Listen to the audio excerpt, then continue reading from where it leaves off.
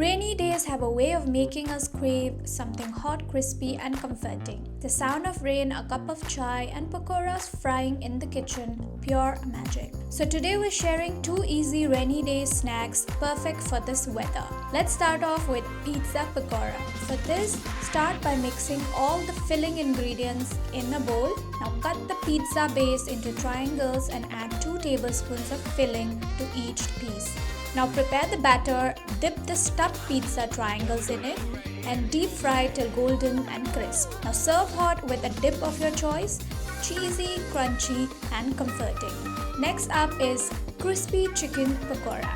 For this, in a bowl add besan, rice flour, dhania powder, jeera powder, chili powder, ajwain and salt.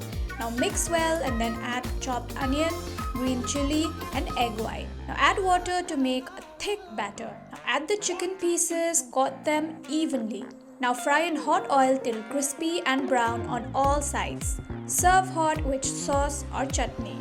These are the kind of snacks that make a rainy day feel warmer, simple, crispy and best enjoyed fresh with the rain outside. Try them out, pair them with chai, and for more such easy recipes, don't forget to like, comment and subscribe to Times Foodie.